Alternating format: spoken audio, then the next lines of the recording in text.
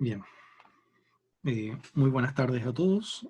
Eh, Hoy vamos a continuar con nuestro proceso, ¿cierto?, de compromiso periodontoapical, tomando siempre en el contexto de lo que es la continuidad de la complicación del problema pulpar iniciado por caries, ¿ya?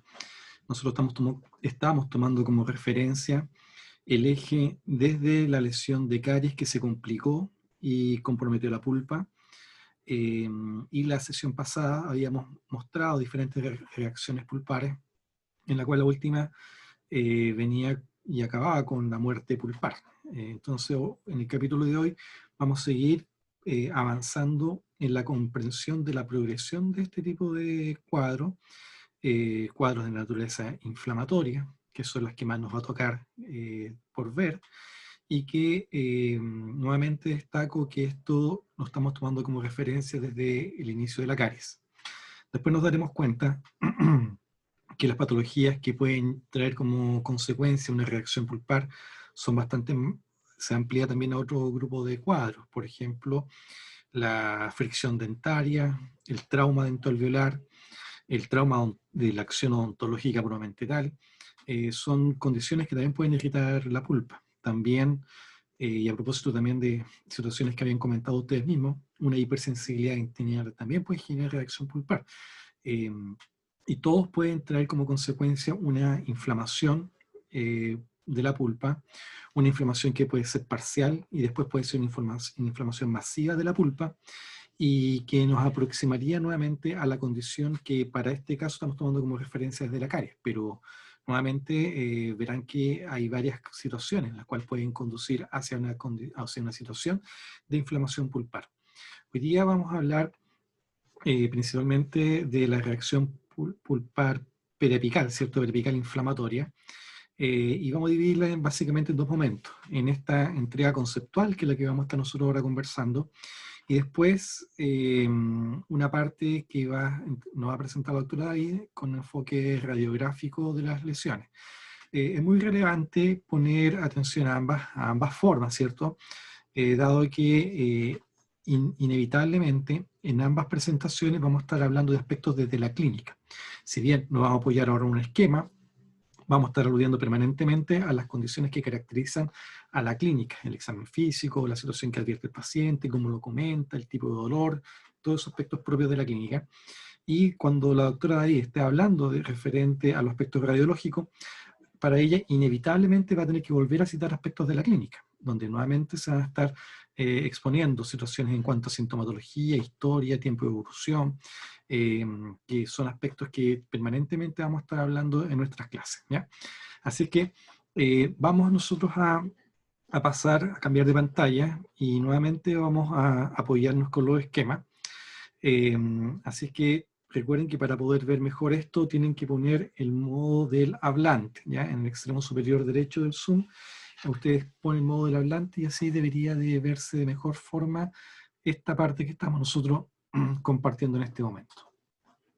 Acá nosotros tenemos como referencia el esquema que ya antes habíamos observado, ¿cierto? La estructura de un diente en condiciones de normalidad, en condiciones de salud, un diente vital, ¿cierto? De acuerdo a lo que estamos viendo acá, donde poníamos y destacábamos características de la dentina, el odontoblasto, la inervación, y también aspectos referentes a la encía y al hueso alveolar, que es donde termina alojándose el diente. Y acá a nuestra derecha tenemos la referencia de lo que bien podríamos entender nosotros como un periápice normal. Nuevamente tenemos acá, en este caso, graficado aquellos aspectos referentes a un odontoblasto, una empalizada odontoblástica en condiciones de normalidad. Recordemos que la pulpa en sí es tejido conectivo y el ligamento periodontal es otra variante de tejido conectivo, y por otro lado, el hueso alveolar es otro tipo de tejido conectivo. Entonces, por ello es nuevamente necesario estar destacando toda esta parte de la composición, porque van a aparecer elementos celulares que son comunes en toda la historia. Fibroblastos, macrófagos, vasos sanguíneos, y todas las características propias que nos permiten entender de mejor modo por qué esto se inflama, ¿ya? Por qué ocurre la inflamación, y siempre teniendo presente que la inflamación es consecuencia de un fenómeno, es propio de los tejidos vascularizados. Entonces, es un poco para nuevamente destacar elementos del contexto normal. En condiciones de normalidad, esto se encuentra asintomático, es decir, no hay dolor cuando nosotros estamos trabajando en esta situación. Recordemos que el diente siempre, dado que se encuentra suspendido permanentemente sobre el ligamento periodontal es una membrana, cada vez que uno come, el diente se termina instruyendo, ¿ya? Entonces, hace un movimiento, tiene cierto desplazamiento en el cual el diente, como les señalaba recién, se intruye y se extruye regularmente a nivel micrométrico, pero suficiente para que esto pueda amortiguar, porque esa es la función del ligamento periodontal, no solamente unir, sino que también amortiguar, por eso es altamente fluido, viscoso en realidad, no es duro, el hueso no está pegado, el diente no está pegado al hueso. Hay una membrana ahí que permite justamente que vaya cumpliendo con ello. Entonces, cuando empezamos a reconocer elementos propios de lo que significa una condición de enfermedad, el primer signo que aparece corresponde a una sensibilidad positiva a la percusión. Uno percute el diente en sí, y al momento de percutirlo, ¿cierto? Aquí nosotros vamos a simular que estamos percutiendo el diente, lo estamos percutiendo, y con esa percusión, todo esto se transmite al periápice, y es el periápice el encargado de reaccionar. En condiciones de salud no hay sensibilidad, pero cuando empieza a haber inflamación, empieza a haber una sensibilidad positiva. Y esta sensibilidad puede verse por trauma, por ejemplo, si hay un golpe muy fuerte, va a haber una inflamación periapical, y retomando la historia que nosotros estábamos empezando a comentar la vez pasada, cuando hay un proceso inflamatorio intenso, a nivel de la pulpa dentaria, estamos simulando que la pulpa está inflamada, esto trae como consecuencia partículas de inflamación que también van a empezar a llegar y a permear a nivel del periápice, ¿ya? Hablamos de partículas de inflamación, pero en realidad son todos los mediadores inflamatorios que ustedes ya conocen, y esto obviamente va a traer como consecuencia el engrosamiento de los vasos sanguíneos, la vasodilatación consecutiva, y también la inevitable salida de líquidos, que es propio de todo fenómeno inflamatorio, ¿cierto? Y por ende empieza a ocurrir una acumulación de líquidos a este nivel que va a traer como consecuencia también una edematización del tejido de esta zona, ¿ya? Entonces, esta edematización obviamente va a generar cambios en las condiciones locales y va a traer como consecuencia una ligera extrusión. Y por eso nosotros tenemos en este tipo de condiciones una respuesta pulpar, una respuesta periapical positiva al test de la percusión. Entonces, y esto nuevamente pensando en una condición solo de inflamación pulpar. A medida que esta inflamación se va incrementando, obviamente la positividad al test de la percusión se va a hacer presente. Una pulpitis irreversible puede tener percusión positiva, sí. Una pulpitis irreversible puede no tener percusión positiva, puede, también puede. ¿De qué depende? De la magnitud de la inflamación, del tiempo de evolución que lleva la inflamación, y por ende, dicho de otra forma, depende de la cantidad de partículas inflamatorias, proinflamatorias, que estén circulando, las que van a explicar y nos van a permitir comprender por qué puede estarse dando este tipo de circunstancias, ¿ya? Entonces, eso para que lo tengamos presente. Obviamente, si la pulpa muere, aquí vamos a matar a la pulpa. Si tenemos una condición en que la pulpa se necrosó, esto es negro de muerte ya, los odontoblastos se murieron, estamos hablando de presencia de tejido necrótico. Esto también va a permitir que esto se contamine, obviamente. Vamos a dibujar como gérmenes, como agente infeccioso, estos puntitos rojos. Entonces, están las partículas, los gérmenes, ¿cierto? Probablemente tal. Piensen que en este momento ya no hay resistencia, ya no hay una acción inflamatoria que esté tratando de defenderlo. Por otro lado, tenemos el tejido que está muerto, ese tejido necrótico que está acá presente, que son partículas proteicas, y también, obviamente, considerar lo que implica las partículas que tienen estos elementos, estos agentes infecciosos. Algunas que pueden ser toxinas, eh, de elementos de diferente naturaleza que van a estar ahí presentes. Esta situación de irritación inevitablemente va a traer como consecuencia la expresión de una reacción inflamatoria a nivel periapical. ¿Ya? Empieza a haber una reacción inflamatoria. Esta reacción inflamatoria puede tener básicamente dos tipos de curso. Una, que nosotros le vamos a decir una respuesta inflamatoria más bien aguda, que es lo que estoy tratando yo de dibujar acá. Esta respuesta inflamatoria aguda va a traer como consecuencia la salida de líquidos, como ya lo describimos anteriormente, salida de líquidos, y también lo que va a corresponder a la salida de los elementos celulares que van a estar reaccionando. En este caso, van a salir principalmente polimorfonucleares neutrófilos, que vamos a tener ahí presente, tratando de contener este avance de lo que implica el, entre comillas, invasión bacteriana. ¿Mm? ¿Qué vamos a decir entre comillas nomás? Porque en realidad lo que está haciendo las bacterias es aprovechar las condiciones. Están aprovechando de que hay tejido muerto, que no hay defensa, entonces las bacterias dicen vamos a comer nomás. Y nos vamos a instalar y vamos a crecer. Pero aquí tenemos una condición de inflamación donde salen los polimorfonucleares neutrófilos, hay macrófagos, y buscan estos polimorfonucleares neutrófilos tratar de contener y hacerle frente a, a esta noxa, ¿ya? Y acá entonces cuando se encuentran con las bacterias, más adelante, están las bacterias, y tenemos la lucha, ¿cierto?, entre lo que son las células blancas y las bacterias que están ahí instaladas.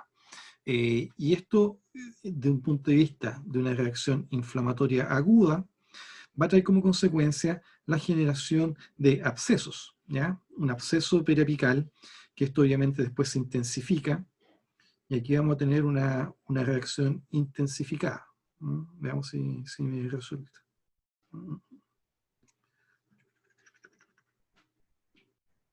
Ahí sale. Entonces vamos a tener una reacción intensa de lo que significa este trabajo entre lo que está haciendo la agresión bacteriana probablemente tal, con lo que es la reacción defensiva. Y esto se va a intensificar, va a implicar el reclutamiento de mayor cantidad de células y por ende una reacción con mucha sintomatología, con mucha intensificación de la respuesta inflamatoria. Y esto es básicamente lo que vamos a estar viendo en esta situación. Un ataque, una invasión bacteriana producto de las circunstancias que la está aprovechando y una reacción defensiva intensa.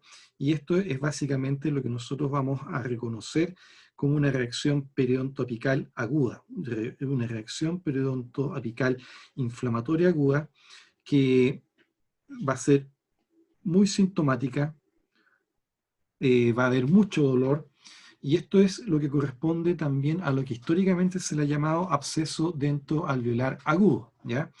Esta situación que estamos recreando acá es lo que estaría ocurriendo básicamente en esta zona, acá.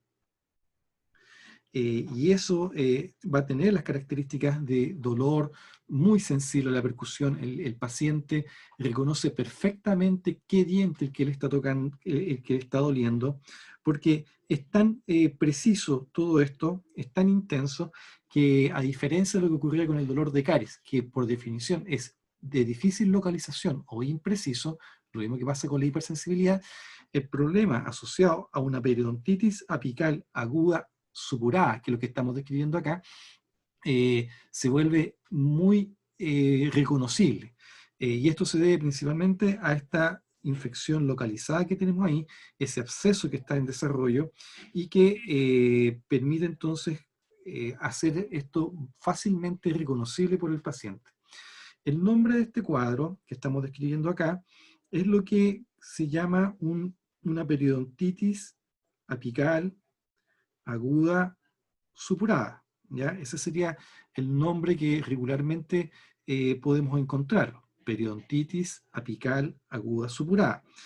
Vamos a ponerlo ahí. Periodontitis apical aguda supurada. Y esto es un equivalente también a lo que históricamente se le ha llamado absceso dentoalveolar agudo, ¿ya? Absceso dentoalveolar agudo. La principal característica, como hemos señalado acá, es su dolor intenso, un dolor que es identificable desde el punto de vista de que es altamente localizado en la situación de lo que le está ocurriendo al paciente. Y este cuadro puede extenderse de horas a días, ¿ya? Entonces, cuando tenemos una condición de estas características, el paciente sí o sí termina yendo al dentista. No es mucho lo que puede tolerar, porque en realidad esto es un dolor de alta intensidad, es muy severo, y el paciente es una de las razones por las cuales el paciente acude de urgencia a la atención odontológica, y también una de las razones por la cual termina haciéndose la extracción del diente, ¿ya? El tratamiento de esto va por el lado, hay varias formas en las cuales uno podría tratarlo. Uno de ellos es haciendo un drenaje de esto. ¿Cómo uno hace un drenaje? Haciendo obviamente un trabajo endodóntico, donde uno lo que busca es limpiar el conducto, limpia, limpia, limpia, limpia, limpia, limpia, limpia, hasta cuando llega al ápice, y esto va a permitir entonces de que todo este material que está ahí sin posibilidad de escape, uno le pueda generar una vía de escapatoria, y esto sería como un drenaje mecánico. Y con esto el absceso se descomprime, se libera, y con ello entonces podríamos empezar, sería una forma de tratar esto, ¿ya? Esa es una forma. Eh, Otra forma que se suele hacer para su manejo es complementarlo con antibióticos. Entonces uno indica antibióticos y va a ser la forma sistémica aprovechándonos de la irrigación, de la zona, es que los antibióticos que uno esté indicando, prescribiendo, vayan a tratar de resolver esto. Es efectivo, pero es más lento, ¿ya? Mientras que la trepanación es una acción que resulta alivia casi instantáneamente, al antibiótico le toma más horas en poder resolverlo, pero también lo va a resolver. Y esas son básicamente las formas en las cuales nosotros podemos reconocer esta situación en la cual tenemos en desarrollo una reacción inflamatoria aguda. ¿De qué depende que se generen este tipo de reacciones inflamatorias agudas? Principalmente de las características individuales de los gérmenes que están invadiendo la zona, de la virulencia que tienen los agentes infecciosos ahí presentes, y también de las características de la respuesta del hospedador, es decir, de las características de la respuesta inflamatoria que pueda tener el paciente en torno a lo que implica el desarrollo de este tipo de respuesta en torno a estos agentes agresores, ¿ya? Entonces, va a depender de las características propias de la respuesta que tiene el paciente, y también de las particularidades que pueden tener los agentes infecciosos, ¿ya? Si estos agentes infecciosos son de baja virulencia, eh, y su vocación de ataque es menor que lo que puede ser una población bacteriana de alta virulencia, el tipo de reacción que va a generar en el cuerpo va a ser distinta. Igual va a haber inflamación, pero va a ser una inflamación más bien de tipo crónica, ¿ya? Va a pasar por episodios en los cuales vamos a tener nosotros ahí presente una condición más mantenida, pero con baja sintomatología, tan baja que muchas veces el paciente no tiene ningún tipo de malestar. Pero lo cierto es que igual hay una reacción eh, de defensa contra estos agentes infecciosos. Pero como los gérmenes son de menor virulencia, entonces la reacción inflamatoria va a tender a volverse rápidamente crónica y por ende la población bacteriana que vamos a tener acá va a tener otras características. Y vamos a ver que la reacción inflamatoria va a estar dominada principalmente por macrófagos, ¿ya? Aquí estamos dibujando macrófagos. Y estos macrófagos van a buscar mantener controlada la respuesta que tenemos ahí, la agresión, ¿cierto? Pero dado que la noxa, entiéndese, la noxa, la que está acá, ¿cierto? No se va, entonces vamos a hablar de que hay una irritación persistente, una irritación crónica, y por ende entonces vamos a tener la presencia permanente y masiva de macrófagos.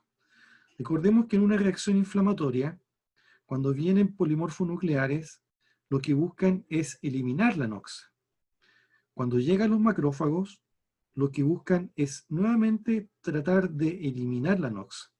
Pero ¿qué está ocurriendo en este momento? La noxa no se va.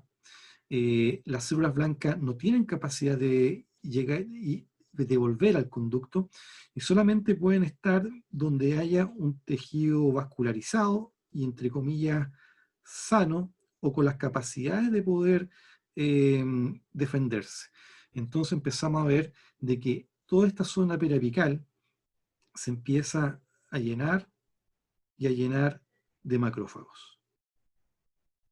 Y esto es lo que estamos describiendo acá, es lo que a nosotros nos permite caracterizar como una reacción inflamatoria crónica, y por ende, cuando nosotros estamos hablando de una condición de estas características, es absolutamente compatible y coherente con una periodontitis apical crónica, que es básicamente lo que estamos describiendo acá.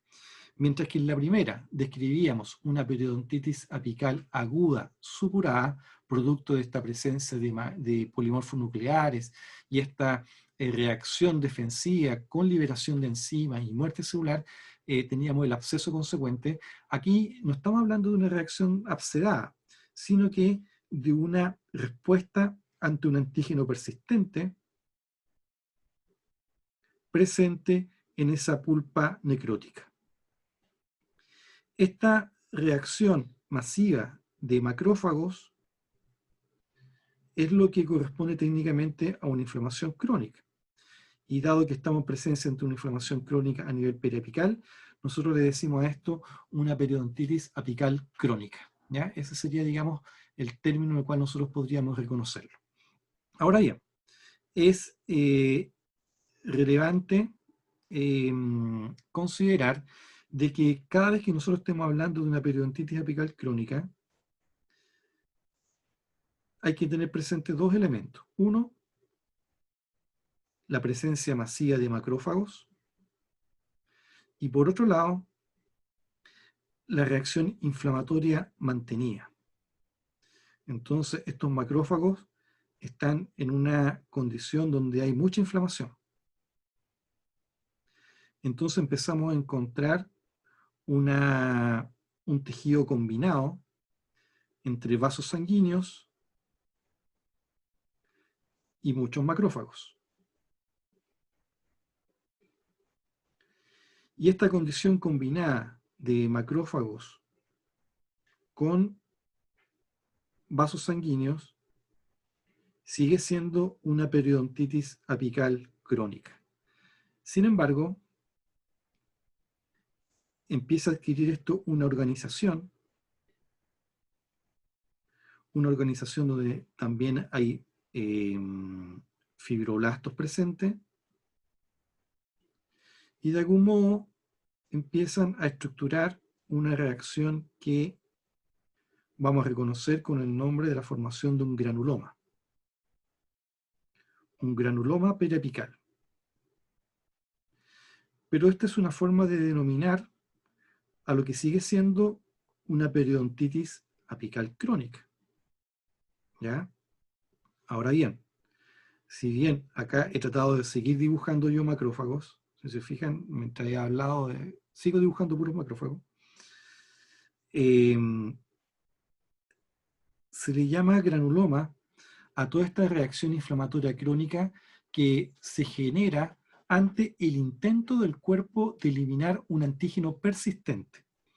Todo esto se sigue desarrollando, toda esta parte de acá, porque no ha podido eliminar esta noxa. Esta noxa sigue estando ahí presente, y como está presente, los macrófagos siguen siendo reclutados, y siguen siendo reclutados, y siguen siendo reclutados. Cuando estos macrófagos tienen mucho tiempo ahí instalados, estos macrófagos empiezan a cambiar de forma, ¿ya? Y empiezan a fusionar sus membranas. Y empiezan a formar ciertos tipos que ahora lo vamos a dibujar en negro para que no se nos confunda con lo otro. Empiezan a formar o adoptar forma de células gigantes multinucleadas. Pero estas células gigantes multinucleadas son macrófagos. Son macrófagos que han fusionado sus membranas y empiezan a adquirir este tipo de aspecto. Pero esto, como les digo, es producto de la maduración que está teniendo el granuloma. Por otro lado, hay un tercer tipo de presentación del macrófago. Recordemos que tenemos el macrófago que podríamos decirle típico, la célula gigante multinucleada, y hay un tercer tipo que corresponde a un macrófago que empieza a tratar de aislar a todo este granuloma. Y este macrófago empieza a adquirir el aspecto como si fuese un epitelio.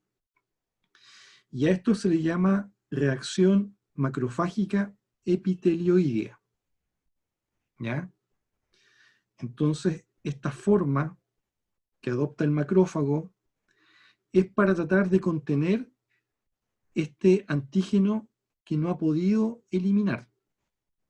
Entonces, dado a que la noxa sigue estando ahí presente y viene toda esta infiltración de macrófagos en esta condición de inflamación mantenida, esta población de macrófagos empieza a cambiar su aspecto y se presenta ya sea como un macrófago, como una célula gigante multinucleada o como una reacción macrofágica epitelioidea.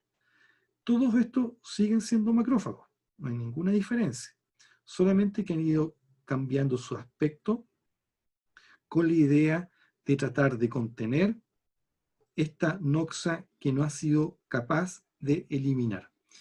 Y es a esto a lo que en patología general se le llama granuloma.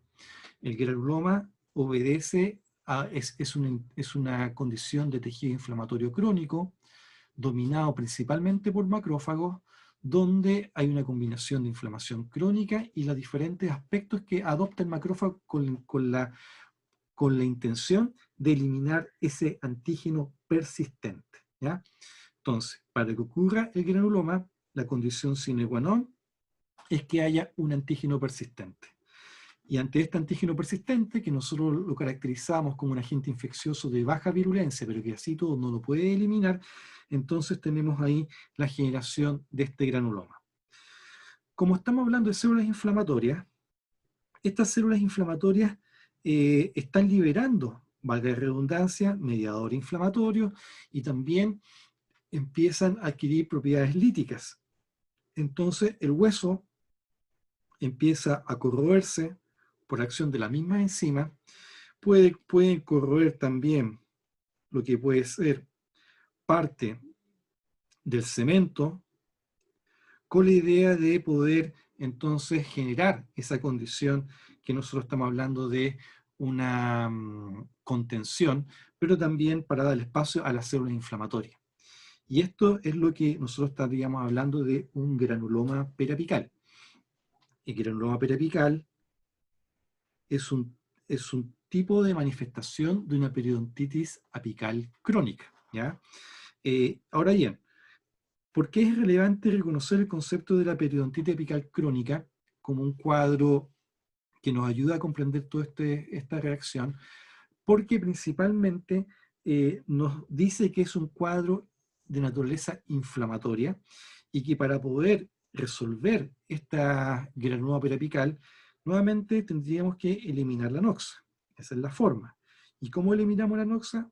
Haciendo el tratamiento de conducto pertinente, aplicando todos los elementos desinfectantes posibles, y con esto eliminado, entonces el granuloma va a desaparecer y los tejidos van a volver a su normalidad.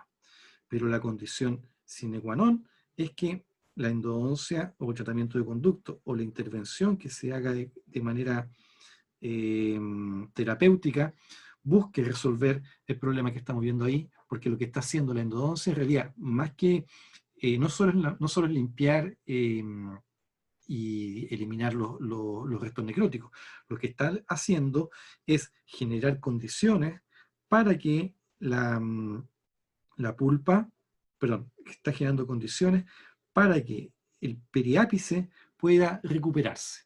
Y esa condición de recuperación lo hace solamente cuando se elimine la noxa que estaba ahí presente. Y ese es el objetivo de un tratamiento de conducto. Hecho el tratamiento de conducto, el granuloma periapical no tiene razón de estar y por ende puede llegar a desaparecer. Eso sería, digamos, la forma ideal de cómo poder tratar esto. Pero hay granulomas que a veces se vuelven más fibrosados, que se han instalado ya mucho tiempo ahí instalado, y ese tiempo de instalación también viene a la par con lo que implica procesos de fibrosis, ¿ya?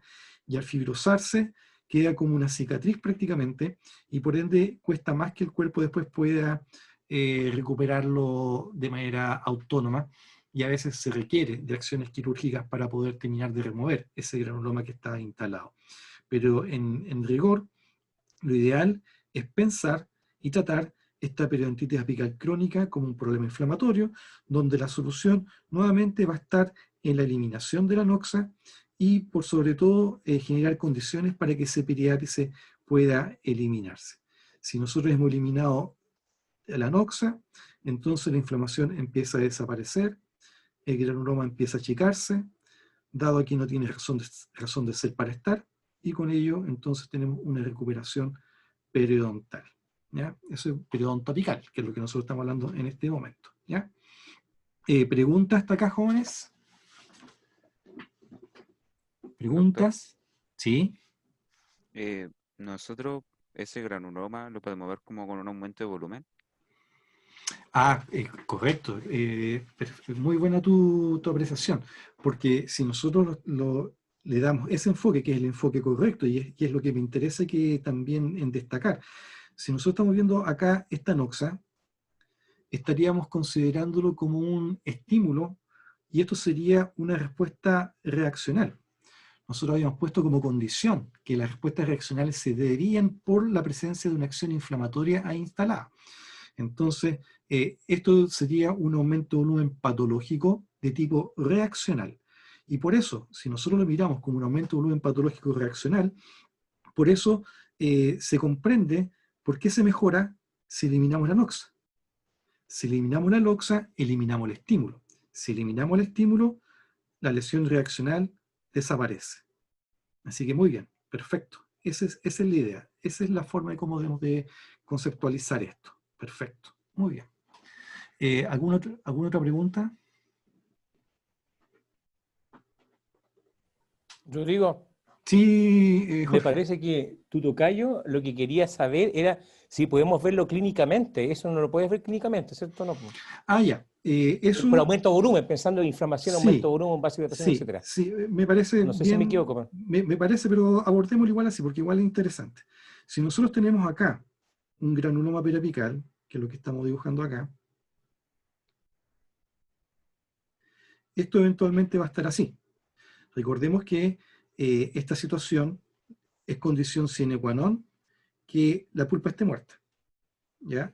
Tiene que ser así, la pulpa está muerta. Todas estas reacciones periapicales que nosotros hemos estado hablando es consecuencia de pulpa necrótica, ¿ya?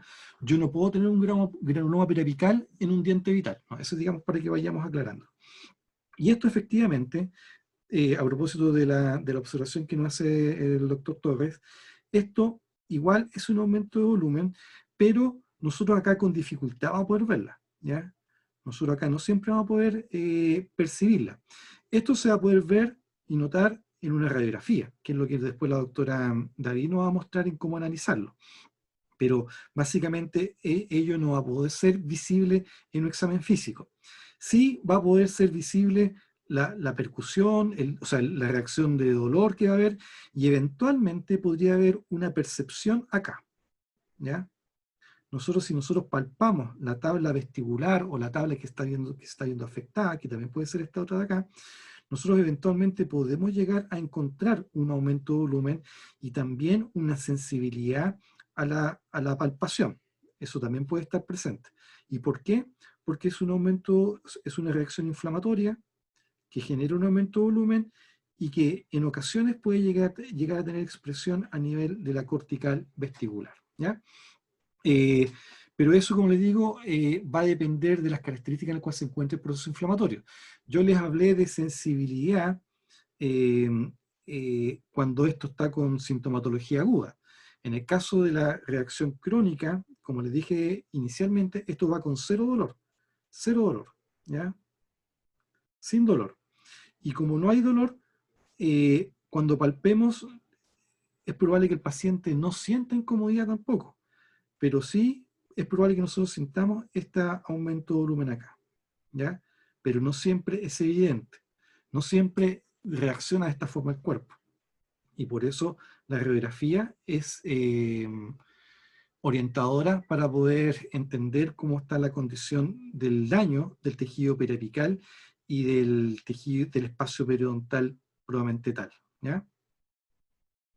No sé si respondimos a la pregunta ahí del colega.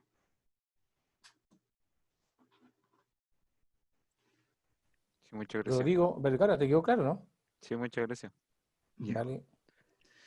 Entonces, nosotros en este momento hemos descrito dos tipos de cuadros, ¿cierto? Un cuadro que sería más bien de tipo agudo, que corresponde a la periodontitis apical aguda supurada, que sería el equivalente a esta condición de absceso.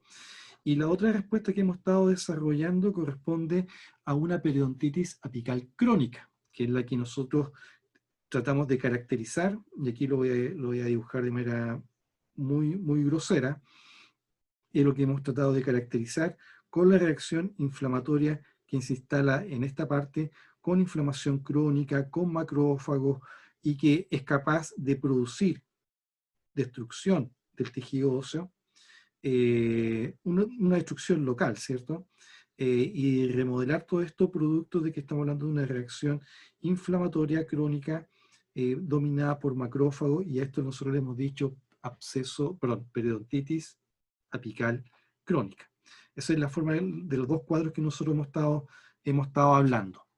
Nuevamente, tanto la periodontitis apical aguda supurada o absceso dentoalveolar agudo, como la periodontitis apical crónica, con su forma también de granuloma periapical, que recordemos que el granuloma periapical es un tipo de periodontitis apical crónica, es lo que nosotros deberíamos reconocer como cuadros de naturaleza inflamatoria que ocurren posterior a la muerte pulpar. Me queda un concepto que transmitirle para que por favor nos quedemos 10 minutos más, y que corresponde al desarrollo de un quiste periapical probablemente tal. Nosotros acá tenemos diagramado lo que nosotros bien hemos reconocido como un ápice normal, tejido normal, ¿cierto? Pero a esta condición de acá, a esta situación donde tenemos tejido conectivo y células del tejido conectivo probablemente tal, nos faltó incorporar un elemento que corresponde a los restos epiteliales de Malassez. Ustedes se recordarán que los restos epiteliales de Malassez son remanentes epiteliales que se disponen a modo de nidos y que son remanentes de lo que fue la vaina de Herdwick. La vaina de Herdwick, se recordarán ustedes, es lo que resultaba de la unión del epitelio interno del esmalte y el epitelio externo del esmalte para formar la raíz. Cuando se forma la raíz, esa vaina desaparece o debería desaparecer. Sin embargo, en ciertas circunstancias, o sea, no en ciertas circunstancias, suelen quedar islotes epiteliales ahí presentes. Y estos islotes epiteliales son nada más que remanentes de algo que fue, pero que ya no cumplen ninguna función. Cuando nosotros estábamos hablando de la condición de muerte pulpar, bien nosotros hablábamos de que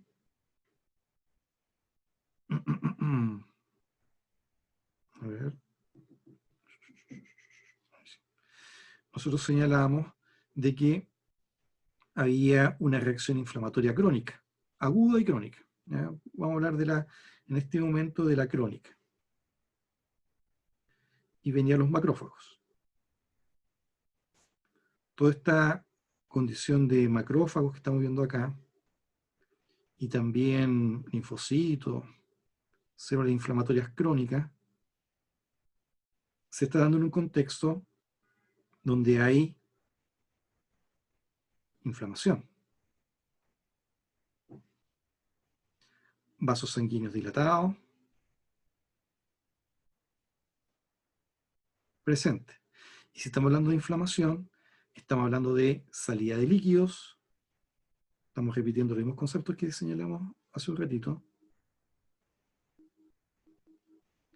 y de partículas proinflamatorias. Y si hablamos de partículas proinflamatorias, vamos a caracterizarlo así, estas son las partículas proinflamatorias. Resulta que estas partículas proinflamatorias llegan a todo lugar y resulta que las partículas proinflamatorias traen elementos que van a traer como consecuencia una mayor vasodilatación, salida más de líquidos, pero también traen factores de crecimiento. Y esos factores de crecimiento resulta que a estas células le vienen súper bien. Entonces empiezan a multiplicar,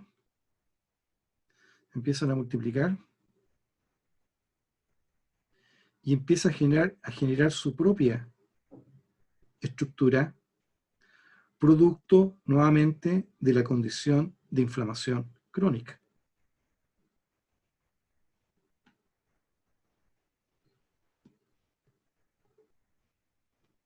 Bueno, a veces resulta, a veces no resulta tanto.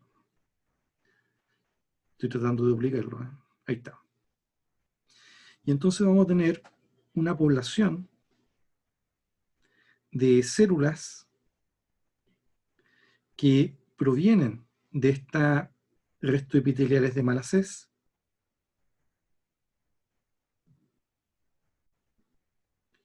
y que se empiezan, entre comillas, a organizar, entre comillas, en realidad más que organizarse, crecen, y este acúmulo de células que estamos viendo acá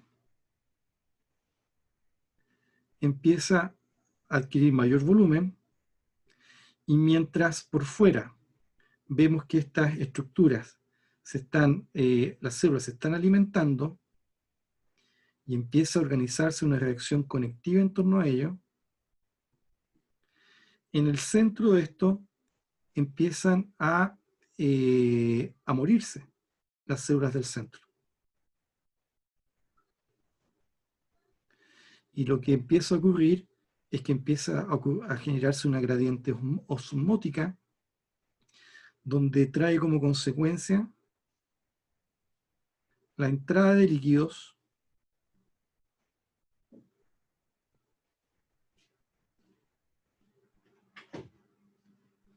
al interior de este espacio, y esta estructura empieza a agrandarse más todavía,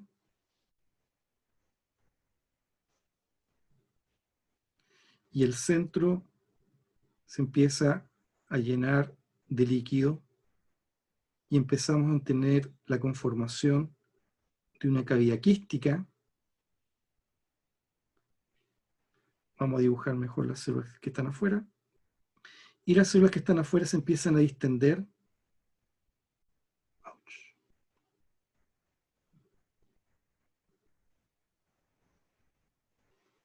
Se empiezan a distender cada vez más.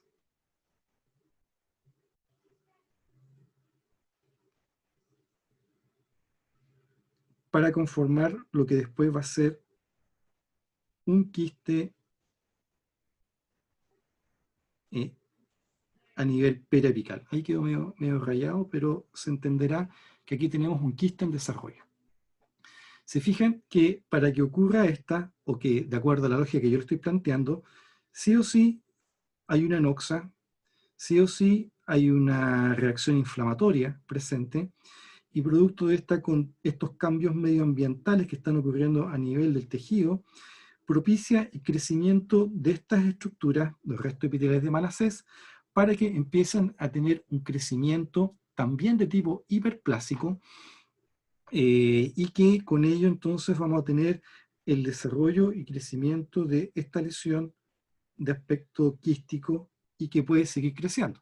Ese es lo particular de ello, que puede seguir creciendo y se va extendiendo cada vez más, ¿ya? Esto es de crecimiento lento, esto es asintomático. Ahí, por si acaso, los vasos sanguíneos no tienen que estar ahí presentes, ¿eh? Vamos a borrarlo para que no vaya a generar confusión. No puedo pintarlo encima. Y lo cierto es que entonces estas lesiones, esta lesión quística que tenemos ahí, empieza a crecer y a extenderse como consecuencia de esta situación de irritación que estaba producto de un antígeno persistente, una reacción inflamatoria que lo acompaña y que propició el crecimiento y desarrollo de los restos epiteliales de Malassez. Interesante que se queden con la idea de que este quiste, que partió chiquitito, después esto empieza a extenderse y a crecer en cuanto a volumen, y puede tener dimensiones bastante extensas, bastante grandes. De hecho, hay quistes que pueden ser tan grandes que pueden provocar importante destrucción de tejido duro. Quistes que pueden medir varios centímetros en su extensión. Y eso es algo que también es producto de una reacción, un cuadro reaccional, en este caso, ante una condición de irritación persistente, como la que estamos viendo acá, ante una pulpa necrótica. ¿Cómo se trata un quiste? Bueno, hay varias formas, pero lo primero, nuevamente, es haciendo la endodoncia. Uno haciendo la endodoncia y devolviendo las condiciones, la condición de inflamación debería desaparecer y el quiste debería empezar a achicarse hasta que desaparezca y sea finalmente borrado dentro de lo que implica la condición de enfermedad en que se encontraba. Eso es lo ideal. A veces los quistes son muy grandes y necesariamente, junto con la endodoncia, hay que después hacer una extirpación quirúrgica para poder terminar de removerlo y sacarlo, ¿ya? Eso corresponde a un quiste periapical inflamatorio. El quiste periapical inflamatorio es algo que siempre se da en consecuencia de un diente que está muerto, un diente necrótico, y correspondería también a otro tipo de reacción inflamatoria crónica. También sería otro tipo de reacción inflamatoria crónica.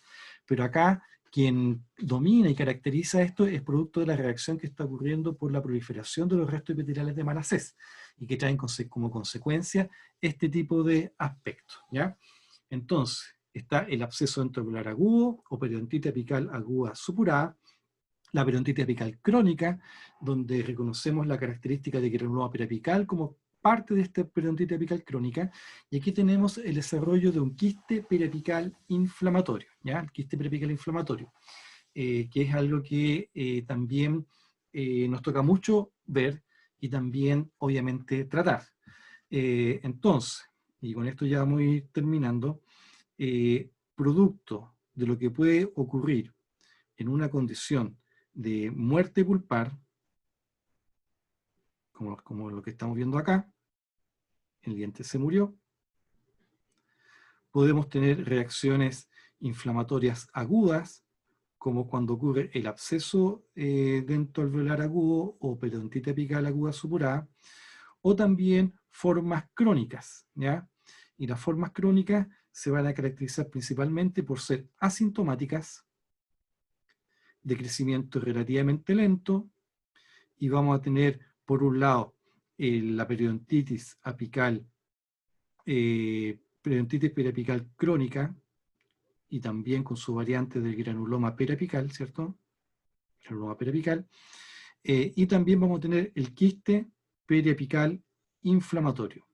Ojo que para nosotros es importante que digamos quiste periapical inflamatorio, no solamente que le digan quiste, que eso lamentablemente es una mala forma que regularmente suele decirse. Para decir quiste dentoalveolar o quiste periapical le decimos quiste nomás. El nombre correcto es quiste periapical inflamatorio. Y con ello entonces tenemos una tercera variante de cuadros que podemos desarrollar acá. Y es algo que es característico dentro de lo que explica la patología probablemente tal. Y bueno, ya hay una cuarta entidad que cuando esto está supurado y está el absceso suele durar poco tiempo. Duele mucho, pero dura poco tiempo. Y cuando está el absceso ahí, estamos hablando del absceso enterovelar agudo, este absceso empieza a corroer. Recordemos que esto es una bolsa de enzimas, ¿ya? Entonces empieza a avanzar hacia el sitio de menor resistencia y eventualmente llega a generar un camino, una ruta, que rápidamente después hace emergencia en la encía. Y esta zona de emergencia sale pus. Vamos a dibujar ahí una gotita de pus. Y esto hace una descompresión natural del absceso. Se recuerden que le habíamos dicho que la forma de tratarlo era haciendo una vía de drenaje, liberando esto a través de lo que era un inicio de tratamiento de conducto. ¿Se acuerdan que eso fue lo que dijimos? Bueno, el cuerpo también hace el esfuerzo de crearle una vía de escape. Y cuando se la crea, genera esta vía de escape que hace que el cuerpo deje de pasar por ese estado doloroso, ya no se vuelve doloroso esto, encontró una vía de drenaje y está saliendo pus ahí. Y esto pues el diente, la persona con su diente en estas condiciones puede estar años y años drenando pus. Y a esto se le llama absceso dentoalveolar crónico, ¿ya? Más adelante vamos a seguir dando precisiones respecto a todos los cuadros que hemos estado describiendo ahora. Por lo pronto, lo que nos interesaba en esta parte de este momento, de esta tarde, era presentar estos 4 cuadros y a continuación vamos a ver el aspecto radiológico. En el aspecto radiológico, la doctora David también va a abordar aspectos propios de la sintomatología y después, en la próxima sesión, vamos a volver a hacer un redondeo de toda esta idea que hemos estado hablando acá. Aquí hay una pregunta, dice si hay sintomatología de dolor en el absceso. En el absceso enterovelar agudo sí hay dolor, pero cuando se vuelve crónico, en esta condición, el dolor desaparece, ¿ya? Entonces, eso es algo que también vamos a estar viendo. Dientes que estén coronados, con su pulpa muerta, y una fístula, que es el nombre técnico que corresponde a esta parte de acá, una fístula drenando pus permanentemente sin dolor, ¿ya? ¿Qué determina que una reacción crónica termine en granuloma o quiste? Son respuestas individuales, ¿ya? Depende de los pacientes y también de que el paciente presente estos restos epiteliales de Malacés y que estos restos epiteliales de Malacés sean lo suficientemente reactivos, ¿ya? Nosotros no podemos estar cuantificando si el paciente tiene o no estos restos epiteliales, porque la única forma de hacerlo sería haciendo extracciones y ver efectivamente si podrían hacerse, pero eso no se puede hacer. Entonces, dependerá de las particularidades anatómicas del paciente, principalmente ellos, para ver si esto evoluciona hacia un granuloma o hacia un quiste, ¿ya? La única forma de diferenciar un granuloma y un quiste es a través del estudio microscópico. Dicho de otra forma, si yo quiero saber si es un granuloma o un quiste en definitiva, yo debería de extraer el diente o hacer un aseo quirúrgico periapical, extirpar la lesión y con ello ver efectivamente si era un granuloma o un quiste periapical. Ahí la doctora igual nos va a entregar algunas orientaciones respecto a cómo interpretarlo radiográficamente, pero en rigor solo la histopatología nos da la claridad de si es un quiste o un granuloma. ¿Qué determina si la persona reacciona con una u otra forma? Las características del proceso inflamatorio crónico y su disponibilidad de restos epiteliales de Malacés que sean sensibles para poder proliferar. ¿Ya? ¿Más preguntas, jóvenes?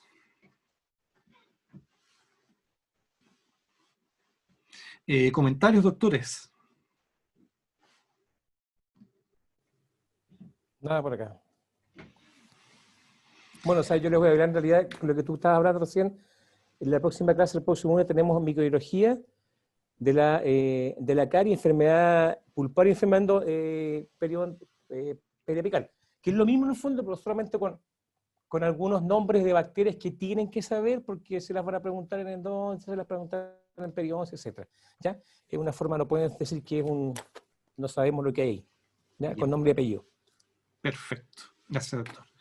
Ya pues, jóvenes, son las 14:46, nos encontramos a las 15 horas, ¿ya? A las 15 nos encontramos.